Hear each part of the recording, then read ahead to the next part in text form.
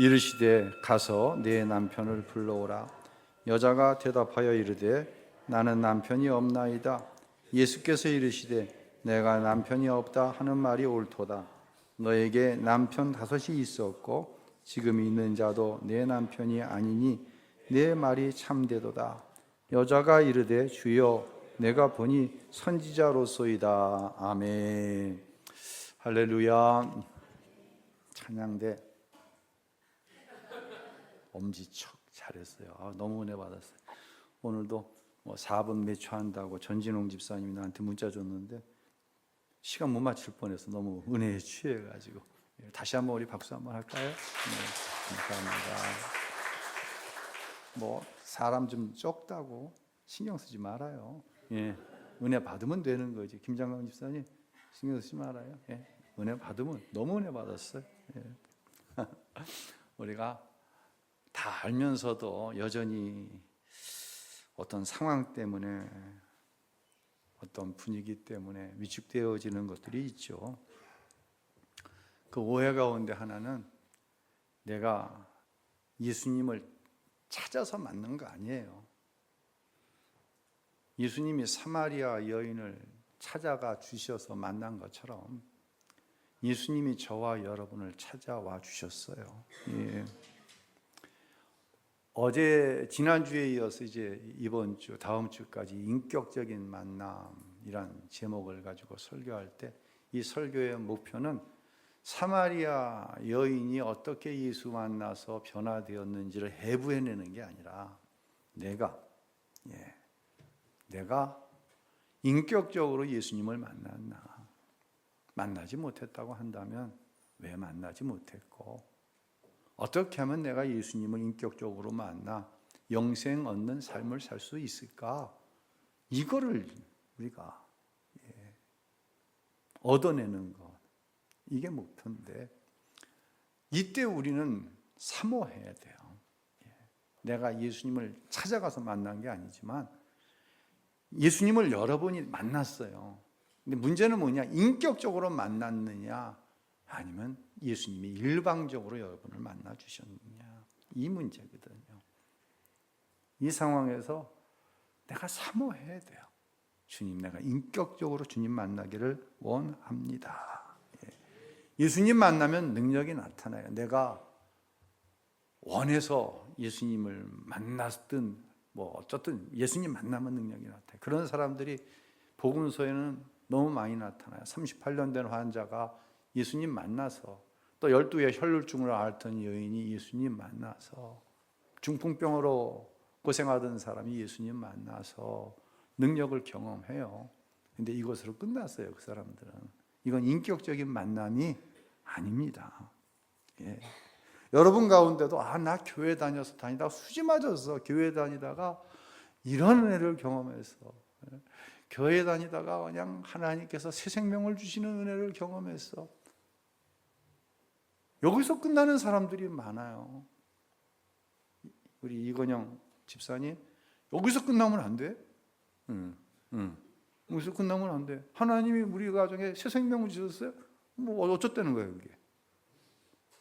그것을 통해 예수님은 인격적으로 만나기 원하시는 거예요, 우리 예수님은. 근데 의외로 내가 교회 다녀서 이런 놀라운 일이 벌어져서 여기에 멈춰서는 사람들이 의외로 많다는 얘기예요. 다시 말씀드립니다. 인격적인 관계가 없어도 예수님 만나면 능력 나타난다니까요. 근데 영생 얻는 삶은 못 살아요. 사실 사마리아 여인을 예수님이 찾아와 만나 주셨지만 사마리아 여인은 불편해요. 예수님 만나는 게. 교회에 와서 어떤 대단한 일을 경험했지만 예수님과 함께 삶을 사는 것은 불편해요. 생각해 보세요. 예수님은 24시간 여러분과 붙어 산다고 생각해 보세요. 얼마나 불편한 일이 많겠어요. 아니, 사람들의 눈을 피해서 한낮 12시에 물을 길러 올 수밖에 없는 여인의 상황이에요. 더구나 이 남자는 유대 남자고 자기는 사람들이 그렇게 멸시하는 사마리아, 그것도 여자예요. 지금이야 여자들 세상이지만 이때는 달랐잖아요. 근데 그런 유대 남자가 자기를 향해 물을 달라고 그러는 거예요.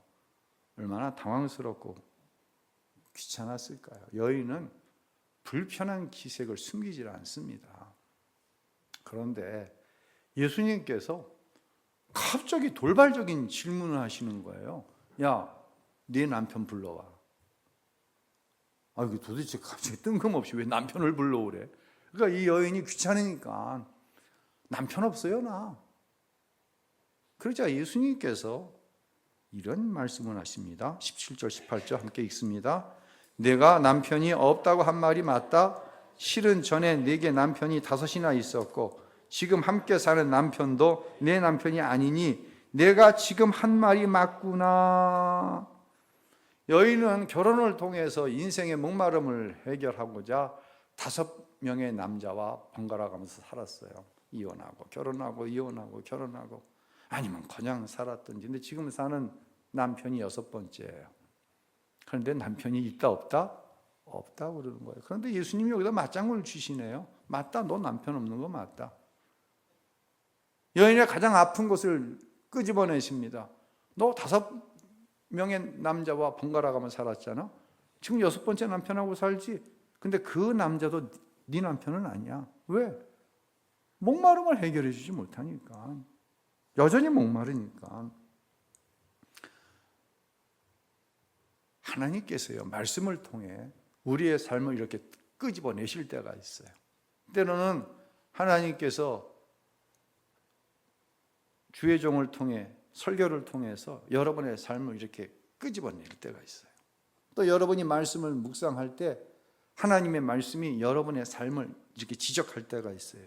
이게 인격적인 만남이에요. 이런 만남이 복이 있어요. 근데 아파요. 너 6번째 남편, 그것도 네 남편 아닌 게 맞아. 얼마나 자존심이 상했을까요? 얼마나 기분이 나빴을까요? 여기에서 멈추면 이건 인격적인 만남이 아니라는 거예요. 이때 나는 어떻게 반응하냐는 거예요.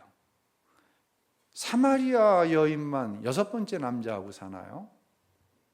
5번 했지만 만족함이 없어? 6번째? 이러면 만족할까?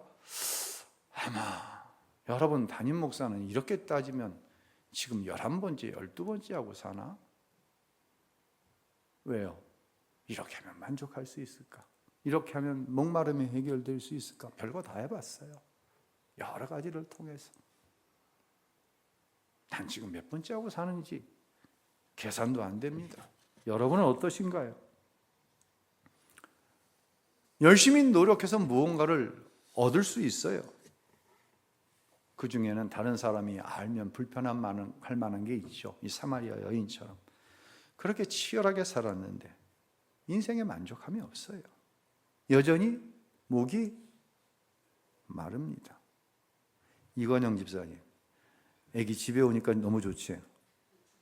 인생의 목마름이 싹 없어져 버렸어요? 키워봐 한번. 진짜 골 때린다.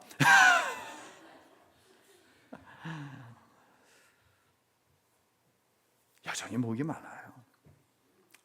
예수님은 나에게도 도전하시는 거예요. 내 남편을 데려오라. 내가 만족하려고 했던 그것으로 인생의 목마름이 해소되었냐? 이러고 물으시는 거예요, 우리한테. 편안할 때는 이 물음이 들리지 않는데 진짜 너무 힘들 때 이 질문이 들려오기 시작합니다. 어느 중년의 남자가 세례를 받으면서 간증한 거예요. 세상이요, 너무 재밌는 거예요. 먹고 마시고 즐기고 시간이 부족해. 이렇게 재미있는데. 그런데 딱 한 사람은 자기를 불편하게 하는 사람이 있어. 누구? 자기 부인이 불편하게 하는 거예요. 이 여자만 잔소리 안 하면, 진짜 이 여자 눈치만 안 보고 살면은 진짜 인생이 나이스할 것 같아. 야, 이거면 더 올 수 없을 것 같아. 이제 남자가 견디다 못해 부인에게 이혼을 하자고 했습니다. 그러니까 부인은 예감을 했어요. 부인이 침착하게 한 가지 제안을 남편에게 합니다. 이혼해 줄 테니까 우리 교회에 나와서 다음 주부터 제자 양육 10주 동안 진행되는데 10주간만 그 제자 양육에 당신 참석해. 그럼 내가 이혼해 줄게. 남편이 생각할 때 뭐 위자료를 달라는 것도 아니고 생활비를 대라는 것도 아니고 10주 교회 나가서 제자 양육 뭐 그거 못할까? 오케이, 그렇게 할게. 그래서 그 주일부터 교회에 나와서 제자 양육에 참석을 했어요. 2주 제자 양육에 참석했는데 기분이 싸한 거야. 왜 싸할까요? 말씀에 넘어갈 것 같아. 그런데 약속을 했으니까 10주 동안 제자 양육을 다 마치고 스스로가 나도 세례를 받겠습니다. 세례를 받으면서 이렇게 간증했습니다. 하나님의 말씀이 살아있어 나를 변화시키셨습니다. 라고 간증을 했어요. 하나님의 말씀은 우리 주위에 최고도 넘칩니다. 여러분 뭐 유튜브나 케이블 방송 들어가 보세요. 뭐 유명한 목사님들이 설교, 찬양 진짜 최고도 넘칩니다. 그런데 그 말씀이 인격이 되어서 나를 변화시키는 것과는 별개의 문제라는 거예요. 하나님의 말씀이 나에게 주시는 말씀이 되어 내 영혼을 터치하실 때 이때 내 삶의 변화가 일어납니다. 이제 여인이 이렇게 얘기를 합니다. 선생님, 제가 보니 당신은 예언자, 선견자이십니다. 여기서 예언자, 선견자는 볼견자에 미리 본다, 미리 보는 사람. 내가 어떤 것으로 무엇으로 인생의 목마름이 있는지 얘기하지 않았는데도 미리 다 보고 계신 예언자이십니다. 그러니까 이 여인과의 대화가 물 좀 다오. 물을 길을 뭐가 없습니다. 당신은 유대 남자로서 왜 사마리아 여자인 나에게 물을 달라고 합니까? 이런 육체의 이야기로 시작되었다가 남편 불러와라. 남편 없습니다. 남편 없는 건 맞다. 이렇게 했다가 갑자기 이야기가 영적인 분위기로 넘어가는 거예요.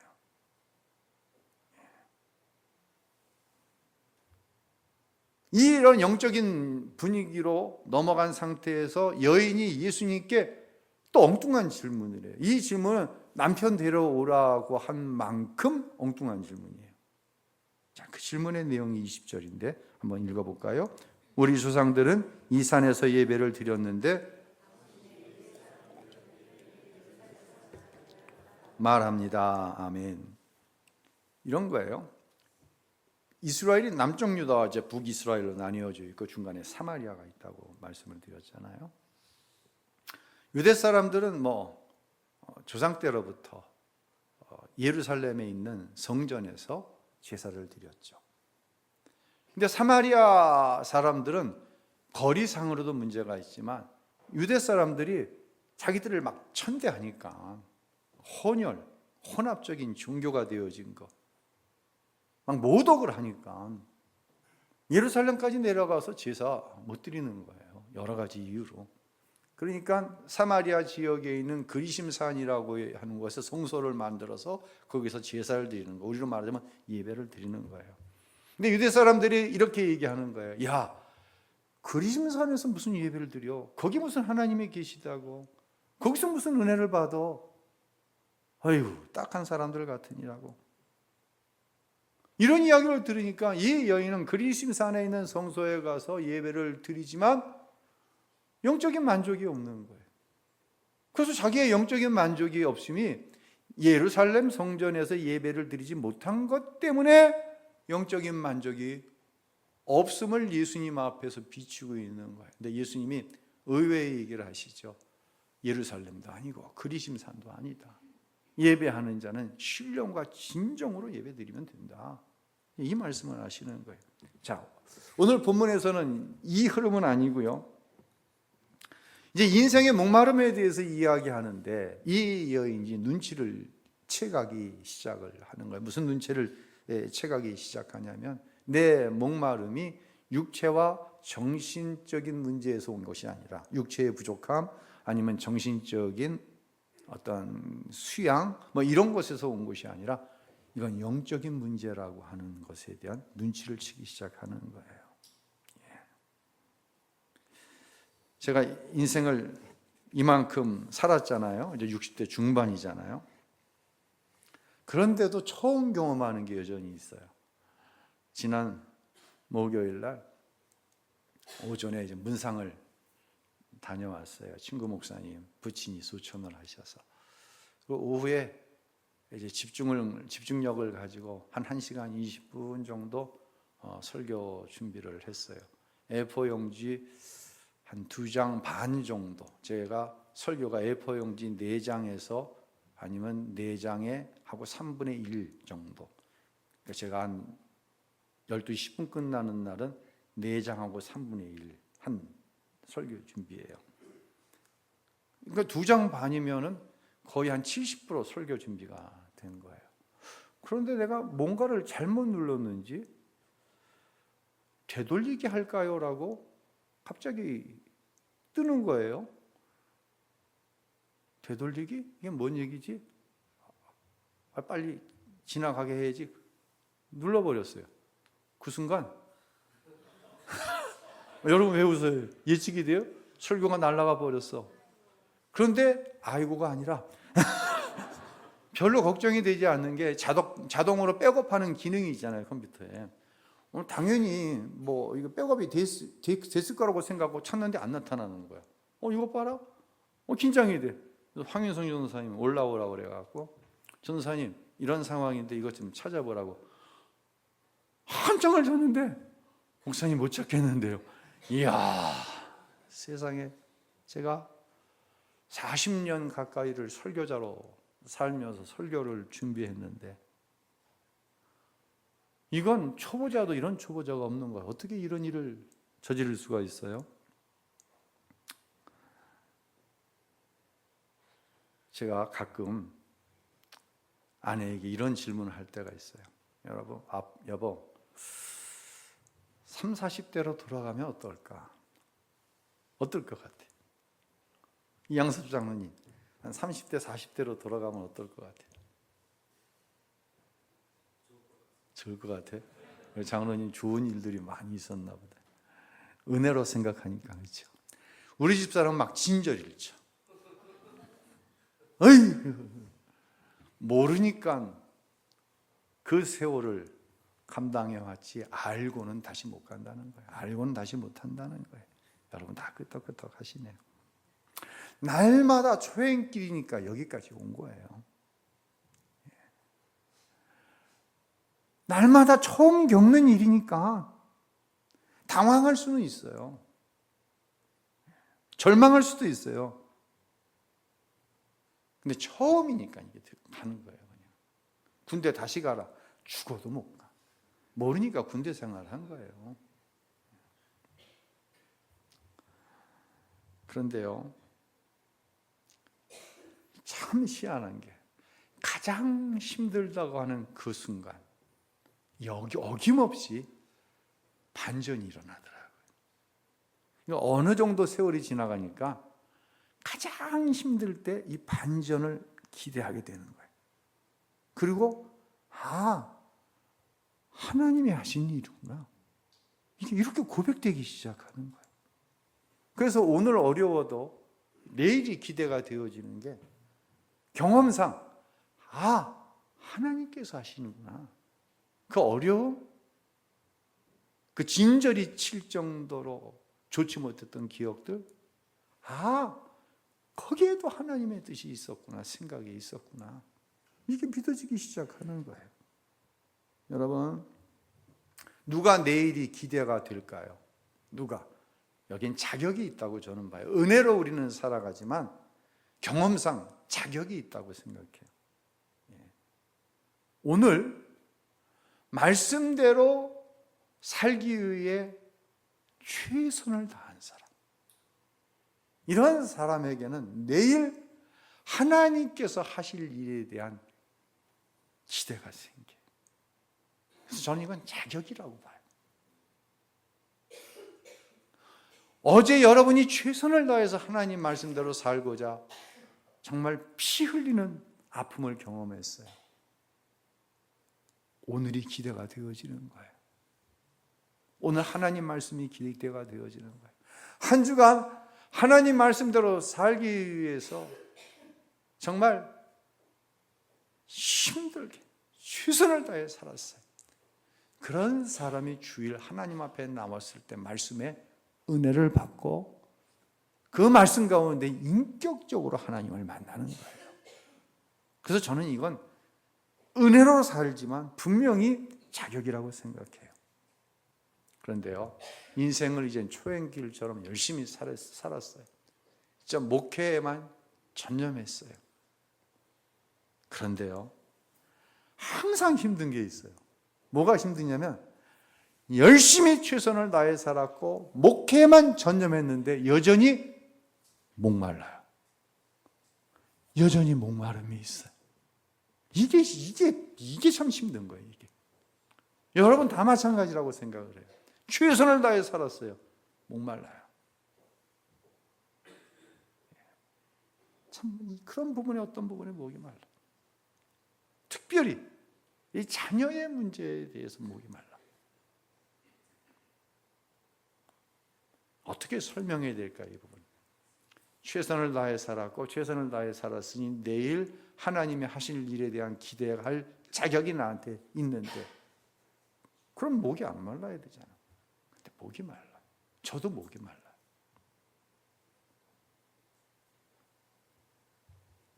어떻게 설명해야 될까? 이 존 파이퍼 목사라고 하는 분이 돈, 섹스 그리고 권력이라고 하는 책에서 이런 이야기를 합니다. 인간의 마음속에는요, 하나님이 만드신 공백이 있다. 이것은 오직 그리스도를 통하여 하나님에 의해서만 채워질 수 있는 공간이다. 그러니까 돈, 섹스 그리고 권력을 가지고 이 공간을 채워 목마름을 해결해 보려고 하는데 인생의 목마름은 절대로 이것들로 채워질 수 있다 없다? 없다. 성 어거스틴을 여러분이 잘 아십니다. 성 어거스틴은 이 10대에 아주 이성의 관계가 문란했어요. 산꼭대기에 올라가서 이런 얘기를 이렇게 막 부르짖는 거예요. 세상의 여자는 다 내 거다. 이게 어거스틴의 청소년 시절입니다. 이 성 어거스틴이 말씀을 통해 하나님을 만난 뒤에 이런 고백을 하는 거예요. 내가 주님 안에 있기까지는 아무런 평안도 만족도 없다. 모든 걸 다 해봤어요. 그런데 목마른 거예요. 그런데 예수님을 인격적으로 만났어요.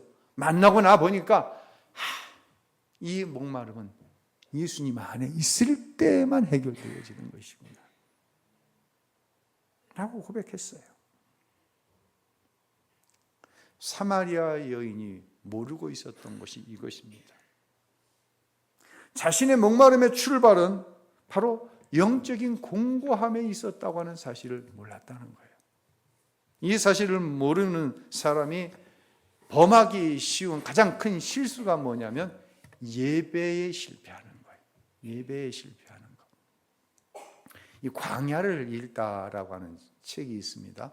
아주 시리즈로 나와 있는 책인데 이 광야를 읽다라고 하는 책에 보면 이런 글이 있어요. 제가 그대로 한번 읽어드릴게요. 사막에는 길이 없는 것 같지만 길이 있다. 사막의 지도를 보면 거미줄처럼 길들이 연결되어 있다. 그런데 지름길로 나 있지 않고 왜 돌아가게 되어 있는 것일까? 오아시스를 들렀다 가도록 길이 나 있기 때문이다. 사막의 길은 오아시스와 오아시스를 연결하는 길이다. 어디를 가든 오아시스를 들렀다 가야 사막을 무사히 빠져나갈 수 있다. 오아시스를 들렀다 가는 사람은 무사히 광야를 통과해서 가나안 땅에 들어가지만 그렇지 않은 사람들은 광야에 무덤을 만들게 된다. 광야를 지날 때는 서둘러서는 안 된다. 더 빨리 목적지에 도달하겠다고 마음을 조급하게 먹어서도 안 된다. 하나님도 이스라엘 백성들을 가나안 땅으로 데리고 가실 때 광야를 지나면서 오아시스에서 충분히 쉬게 하셨다. 우리는 지금 인생의 광야를 지나고 있다. 광야는 건너는 일에만 몰두하다가 오아시스를 지나쳐서는 안 된다. 광야는 계속 이어진다. 서두른다고 해서 빨리 지날 수 있는 게 아니다. 오아시스를 더 많이 들리는 사람이, 오아시스에 더 오래 머무는 사람이 더 빨리 광야를 통과할 수 있다. 우리 모두 인생의 오아시스가 되는 교회에 와서 예수님을 통해 생수를 받아 마셔야만 한다. 그래야 쓰러지지 않고 우리 앞에 놓인 인생의 광야를 무사히 통과할 수 있을 것이다. 사마리아 여인의 목마름은 영적인 상실감에서부터 출발된 것이에요. 이것은요, 저와 여러분도 똑같은 문제에 직면하고 있어요.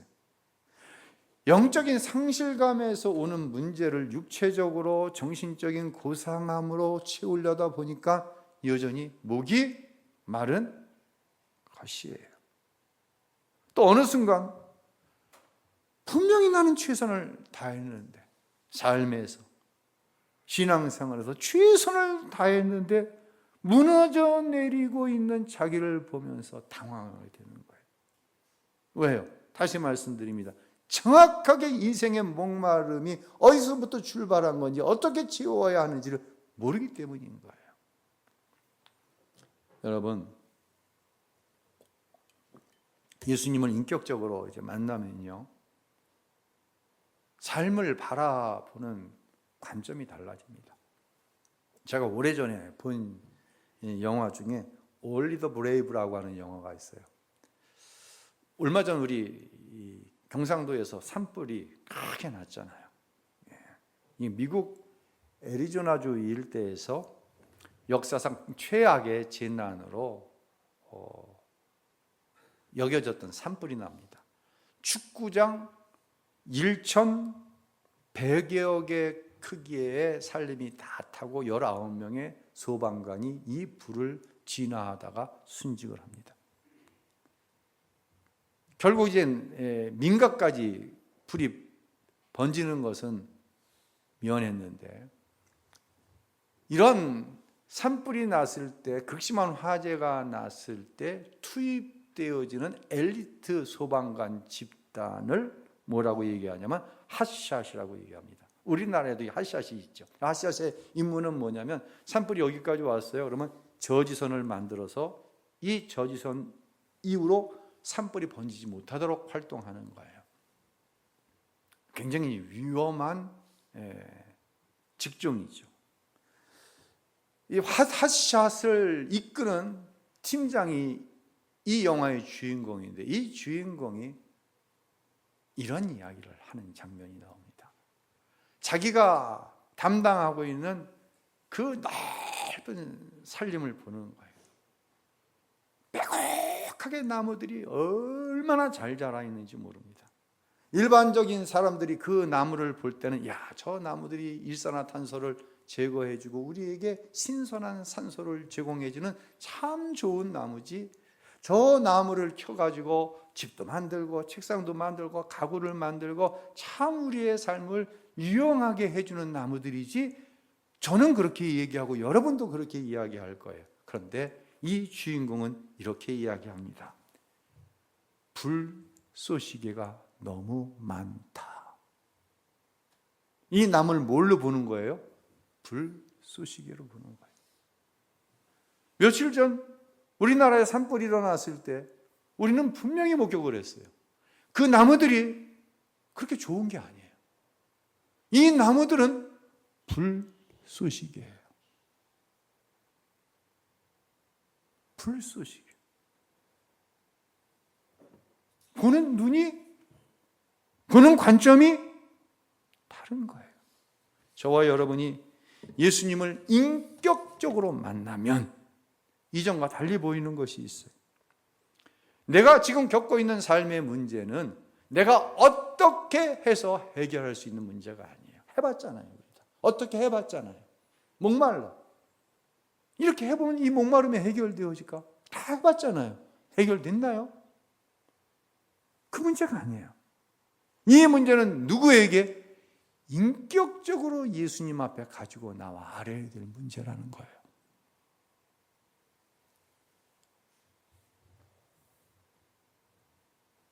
내가 가장 목마를 때 예수님께서 나를 찾아와 주십니다. 그건 지금도 마찬가지예요. 이때 우리가 해야 할 일이 있습니다. 아니, 정확하게 표현하면 내가 인격적으로 예수님과 교제를 할 때 어려워. 예수님 날 찾아오셨어. 이때 내가 하는 말이 있어요. 근데 이게 내가 하는 말이 아니야. 이건 내 안에 거하시는 성령께서 고백하게 하시는 말이 있어요. 그 말은 뭐냐? 예수님, 내가 배고픕니다. 예수님, 내 인생이 목이 마릅니다. 라고 이야기하게 되어 있어요. 여러분은 어떠신가요? 나의 삶을 있는 그대로 주님께 내어놓는 거예요. 목마르다고. 그때 주님께서 이루시는 놀라운 은혜가 있습니다. 이 은혜에 대해서 다음 주에 말씀드릴 거예요. 예수님께서 이 여인을 만나 주셨어요. 이 여인이 예수님이 선견자, 예언자라고 얘기하셨어요. 고백이 바뀝니다. 당신이 그리스도이시군요. 그리고 이 여인이 동네로 들어가요. 동네 사람들 보기 싫어서 동네 사람들이 야, 요즘 어떻게 지내? 6번째 남편하고는 어떻게 관계가 좋아? 뭐 이런 거 듣기 싫으니까 동네 사람들을 안 보려고 난 12시에 물 길러 오는 여인이 동네로 들어갑니다. 그리고 뭐라고 그러는지 아세요? 내가 그리스도를 만났다라고 얘기합니다. 그리고 사람들을 예수님께 초청합니다. 결국 그 사마리아 수가성의 사람들이 다 예수를 믿어요. 이런 은혜의 역사가, 이런 변화의 역사가 나타납니다. 아이고, 이거 예고편을 너무 제대로 해갖고 다음 주에 인격적으로 예수님을 만난 이 여인의 변화에 대해서 이어서 말씀을 드리도록 하겠습니다.